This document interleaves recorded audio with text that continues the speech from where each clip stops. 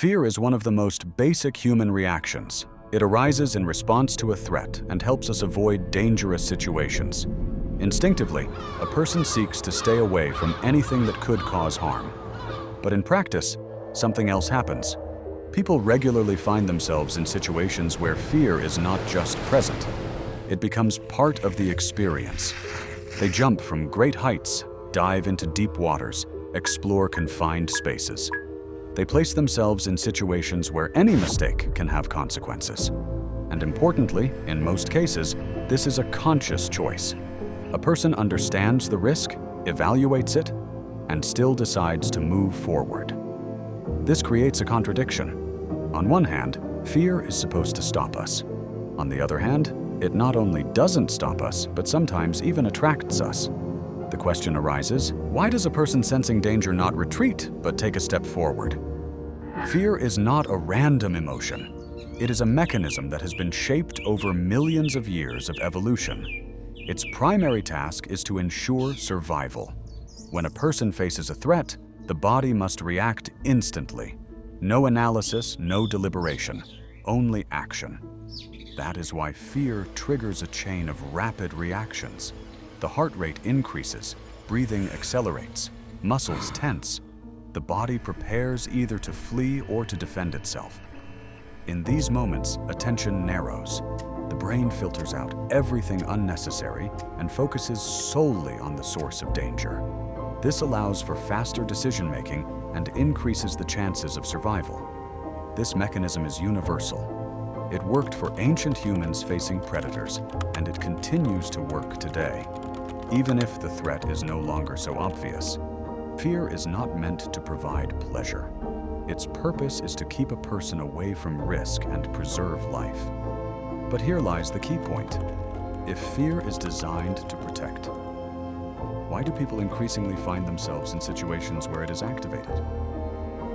Interestingly, this mechanism works even when the threat is known in advance. A person understands the risk, is aware of the possible consequences, but still goes forward. This is the paradox of behavior. Instinct tells us to stop, while consciousness decides to move on. People jump from great heights, dive into deep waters, explore confined spaces. The reason for this phenomenon lies in the fact that risk and fear simultaneously attract and repel. The body senses danger, but the brain also receives a signal. The situation is controllable. This combination of fear and control creates a special state. A person experiences intense sensations while remaining safe. It is this internal conflict, fear versus the desire to act, that underlies many extreme actions. Adrenaline is a hormone released in the body during moments of stress or danger. It plays a key role, preparing the body for rapid action. When a person faces a threat, adrenaline accelerates the heartbeat, enhances breathing, and increases muscle tone. It helps focus on the essential and ignore all secondary distractions. Thanks to this hormone, a person can act faster, make instant decisions, and cope with critical situations. Although this mechanism was originally needed for survival in real-life threats, in the modern world it also triggers in situations where danger is artificially created. For example, during extreme sports or high-altitude jumps. Thus, adrenaline not only signals fear, but also transforms it into a tool, allowing a person to act. The fight or flight response is a direct consequence of adrenaline release. It triggers automatic processes in the body that allow one either to confront the threat or to escape it as quickly as possible. When this mechanism is activated, the body is ready for extreme exertion. Muscles tense, blood flows to the extremities, breathing accelerates, and the brain concentrates solely on the source of danger. This system works instantly, without deliberation or long analysis, often determining the outcome. It developed over millennia as a key survival tool, when any delay could cost life. Even in the modern world, where most threats are controllable, this instinct remains active. It explains why, in moments of danger, a person acts faster than they think. A person immediately feels changes in their body. The heart starts beating faster, breathing quickens, Muscles become tense and ready for action. Internal organs receive more oxygen, blood rushes to the limbs, strength and endurance increase. Even the pupils dilate to see the surrounding space better. These physical reactions help respond to threats as efficiently as possible. Every movement becomes more precise, every thought more focused. Although such sensations may seem uncomfortable or anxiety-inducing, they have a specific purpose: preparing the body for survival. Although fear is initially meant for protection, under certain conditions it can bring pleasure. When a person faces a controlled risk, the body releases not only adrenaline but also dopamine, a hormone associated with reward. This combination of fear and a sense of safety creates a unique state. A person experiences intense emotions while knowing they can handle the situation.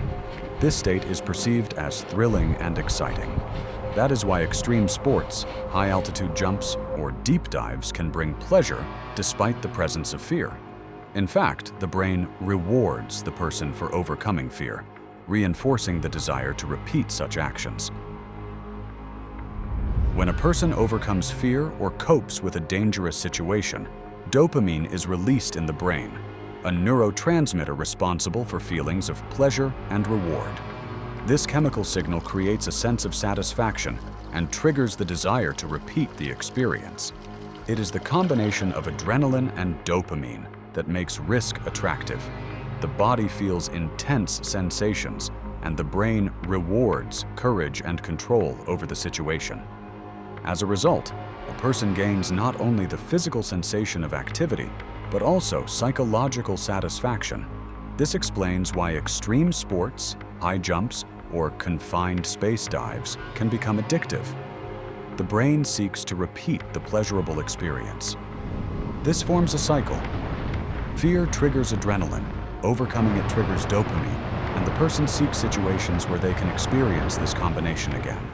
By overcoming fear or facing controlled danger, a person experiences an acute sense of being alive.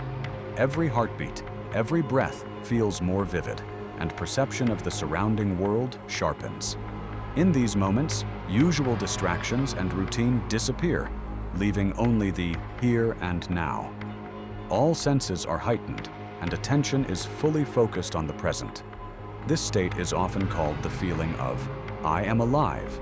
The brain and body operate at the limit of their capabilities, and a person acutely recognizes their existence. It is this feeling that attracts many to extreme activities, not simply for the sake of risk, but to feel full clarity and intensity of life.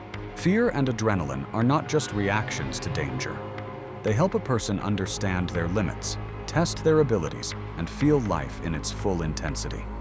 In extreme situations, every moment becomes meaningful, every action significant.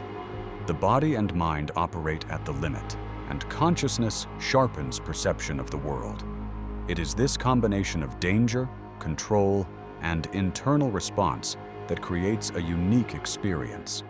It teaches responsibility, discipline, and attentiveness, while opening a sense of full presence, here and now.